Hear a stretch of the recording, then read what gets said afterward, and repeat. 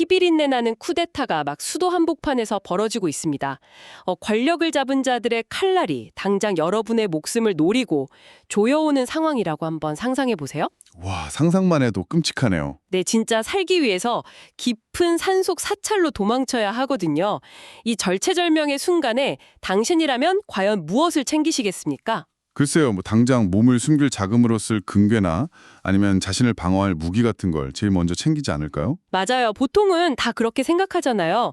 네, 1453년 조선에서 목숨을 걸고 산으로 숨어든 3명의 사내가 품에 안고 있던 건 놀랍게도 한 폭의 그림이랑 시가 적힌 두루마리였습니다. 무기나 돈이 아니라 그림이라니 진짜 의외네요. 네, 막 기암괴석이랑 안개 그리고 몽환적인 붉은 복숭아꽃이 막 만발한 완벽한 이상향을 그린 그림이죠. 바로 조선시대 안평대군의 꿈을 그린 명작 몽유도원도음야. 그 죽음이 코앞에 닥친 순간에 도원, 그러니까 유토피아를 그린 그림을 챙겼다는 것 자체가 이 이야기의 본질을 관통하는 아주 상징적인 장면이라고 봅니다. 맞습니다. 그래서 오늘 우리가 이 출처 자료들을 통해 깊게 파헤쳐볼 미션이 바로 이겁니다. 몽유도원도라는 이토록 고결하고 아름다운 예술작품이 어떻게 조선 초기 가장 잔혹했던 권력투쟁의 중심에 놓이게 되었는가. 네, 그리고 도망자들이 그림을 품고 숨어들었던 그 대자암이라는 잊혀진 사찰은 대체 어떤 공간이었는가를 파헤쳐보는 거죠. 자료를 쭉 읽다 보니까 그 그림의 아름다움 뒤에 가려진 아주 서늘하고 축축한 현실의 흙바닥이 다 보이더라고요. 자, 이제 본격적으로 이 이야기를 한번 풀어볼까요? 좋습니다.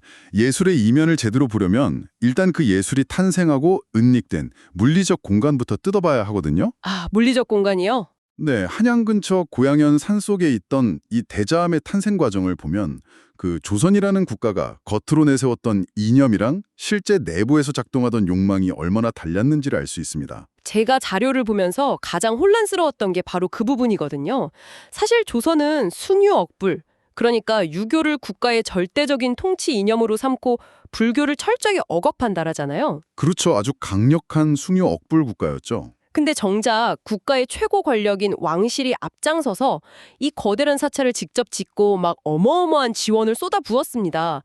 이거 앞뒤가 전혀 안 맞는 이야기 아닌가요? 표면적으로 보면 뭐 완전히 모순된 행동이죠. 그러니까 제 말은 이게 비유하자면 완전한 채식주의 동물보호단체 대표가 막 뒤에서는 거대한 텍사스식 스테이크하우스를 은밀하게 소유하고 막대한 자금까지 대준 것 같은 그런 모순이잖아요. 아주 적절한 비유네요.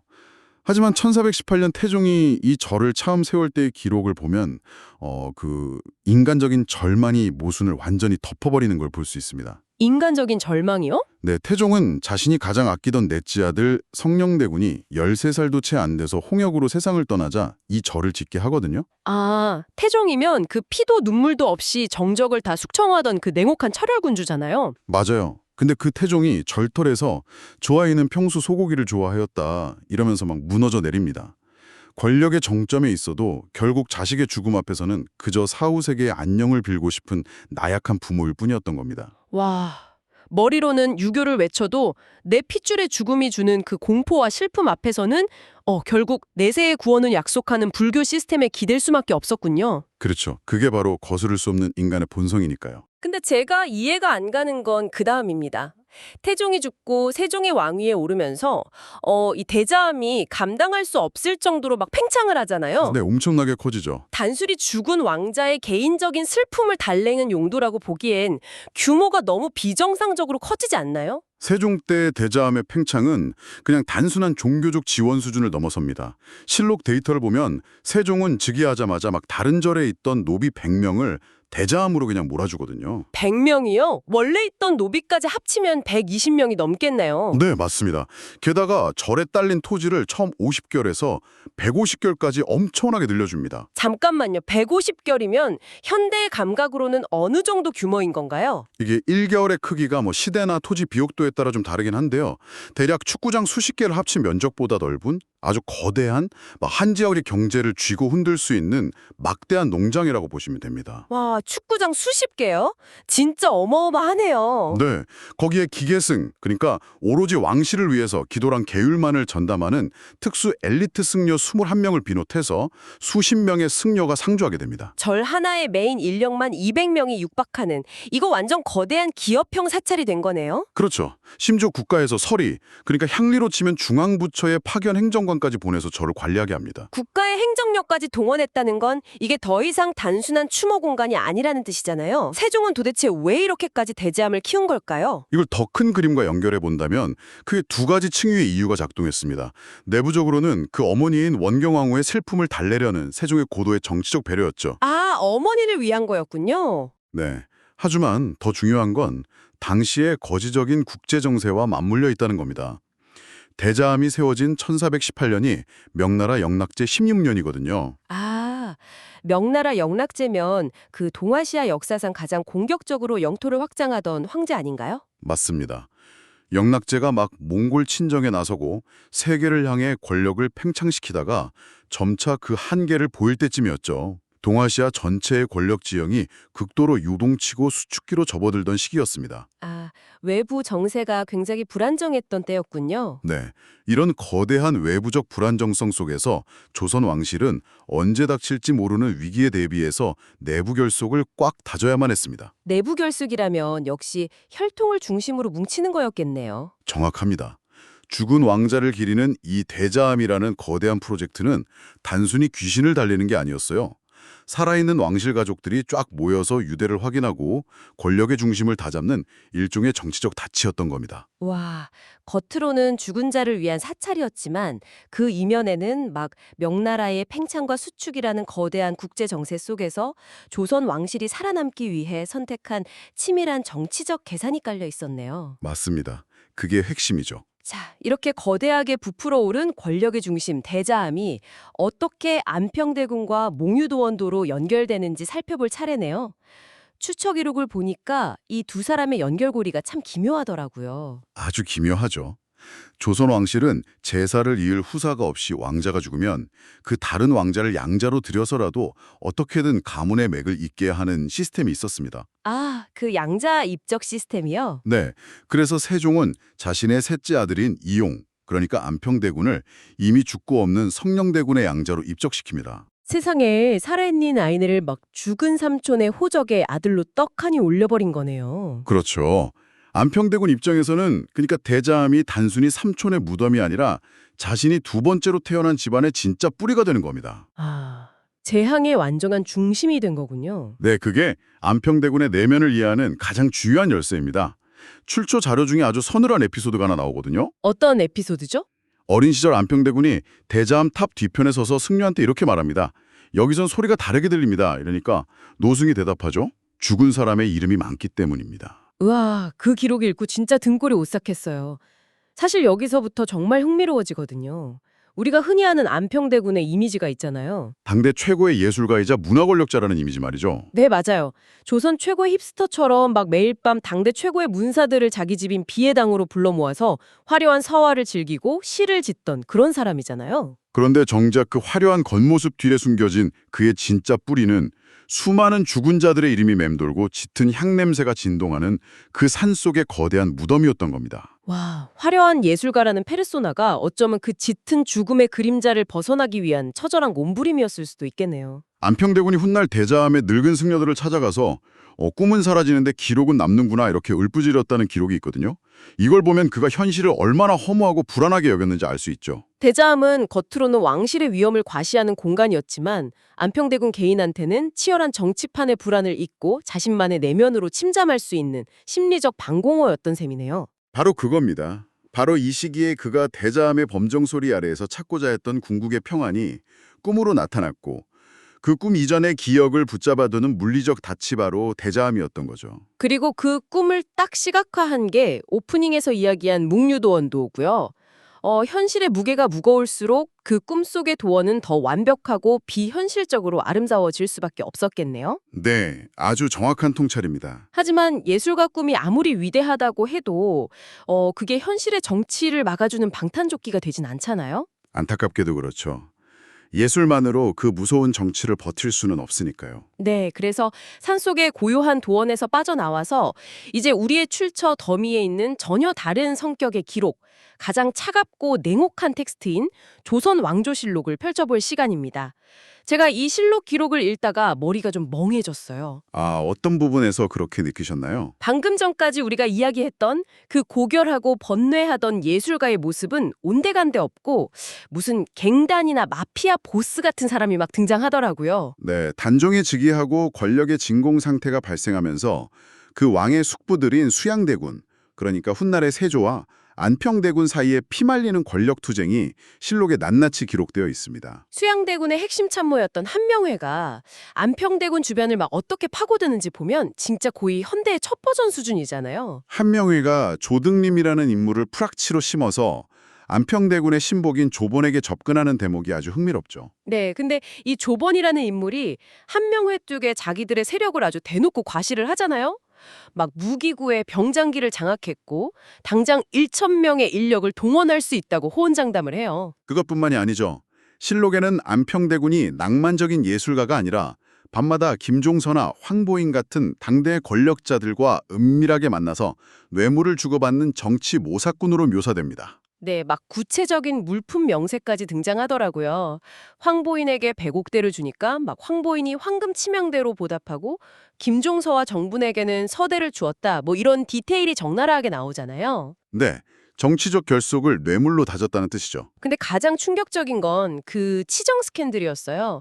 실록에 따르면 안평대군이 자기 양아버지인 성령대군의 아내, 그러니까 자신의 양어머니를 집에서 매정하게 내쫓아버립니다. 게다가 그 황보인의 일가인 권은의 아내와 불륜까지 저질렀다고 치정 스캔들이 떡하니 기록되어 있죠. 잠깐만요. 여기서 제가 청취자 여러분께 명확하게 짚고 넘어가야 할 게 있습니다. 한쪽 문학과 서화 출처에서는 도원을 꿈꾸고 죽음을 고뇌하는 슬픈 낭만주의자인데 지금 실록에서는 부정부패와 불륜을 저지르고 사병을 키우는 완전 반역자로 나오잖아요. 완전히 상반된 극단적인 모습이죠. 네, 그래서 저희는 이 상반된 시각, 그러니까 문학적 비극의 주인공과 실록 속 타락한 권력자 중 어느 쪽도 절대 지지하지 않는다는 점을 확실히 말씀드립니다. 저희는 오직 출처에 기록된 사실만을 아주 객관적으로 전달하고 있을 뿐입니다. 네, 아주 중요한 포인트입니다. 이 지점에서 아주 핵심적인 질문이 떠오르거든요. 한 인간에 대해 어떻게 이렇게 180도 다른 이야기가 동시에 존재할 수 있는가 하는 점입니다. 정말 그게 제일 궁금해요. 어떻게 이게 텍스트상에서 가능하죠? 그건 승자의 기록인 실록이 안평대군을 어떻게 악마와, 즉 철저하게 데모나이즈하여 계유정난의 명분을 쌓았는지 분석해보면 알 수 있습니다. 조카의 왕위를 빼앗고 형제들을 죽인 그 쿠데타를 정당화하려면 내가 죽인 그 형제가 세상에 둘도 없는 끔찍한 악당이어야만 했던 거군요. 바로 그겁니다. 권력의 눈이 멀어서 군사를 키우고 뇌물을 뿌리는 것도 모자라 양어머니를 쫓아내고 불륜을 저지르는 파렴치한, 이렇게 상대를 철저히 악마화해야만 그를 처단한 자신의 피 묻은 칼이 정의로운 심판의 검으로 포장될 수 있으니까요. 와, 기록이라는 게 권력의 입맛에 따라 한 인간을 어떻게 두 가지 완전히 다른 모습으로 박제할 수 있는지 참 소름이 돋네요.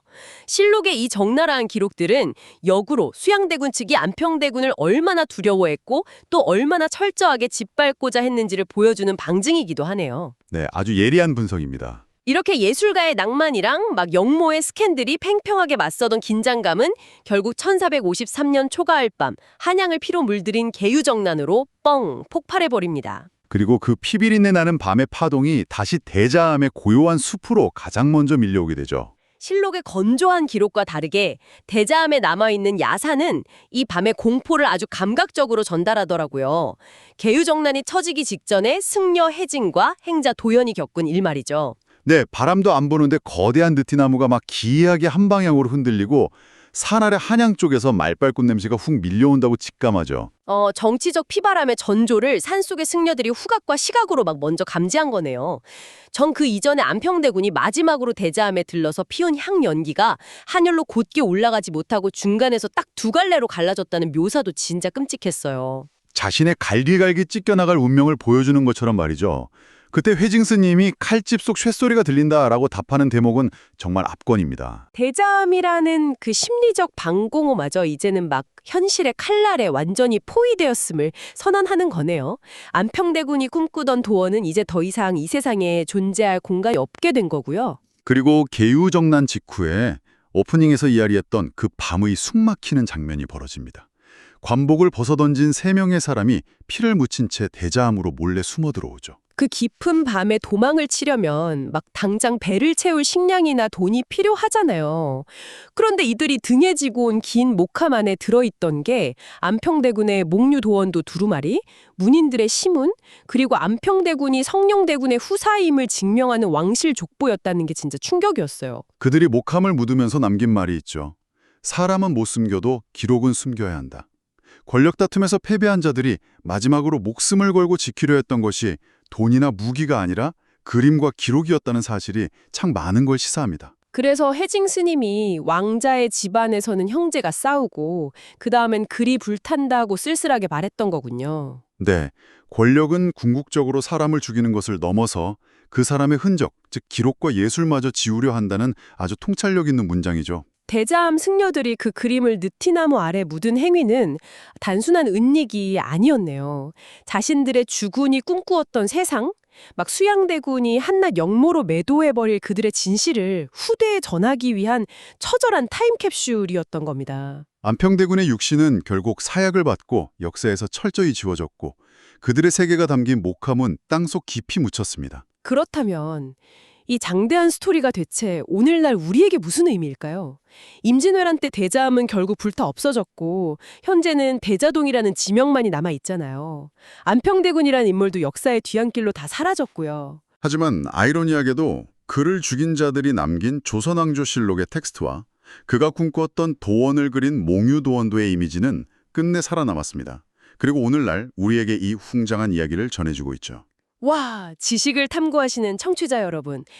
이 역사가 우리에게 왜 중요한 걸까요? 이것은 막 단순히 600년 전 조선 왕실의 막장 드라마가 결코 아닙니다. 물리적인 공간인 대자암은 불타 사라질 수 있지만 누군가 필사적으로 묻고 지켜낸 예술과 문서는 결국 시대를 건너뛰어 살아남는다는 정보의 생명력에 관한 이야기입니다. 네, 아무리 강한 권력도 누군가의 절실한 꿈과 기록을 완전히 불태워버릴 수는 없다는 걸 역사가 증명하고 있죠. 정보가 그야말로 홍수처럼 범람하는 오늘날 만약 여러분을 둘러싼 물리적 세계나 당신만의 대자암이 내일 당장 잿더미로 변해버린다면 어떨까요? 당신이 이 세상에 존재했음을 증명하기 위해 마지막으로 묻어둘 단 하나의 두루마리는 과연 무엇입니까?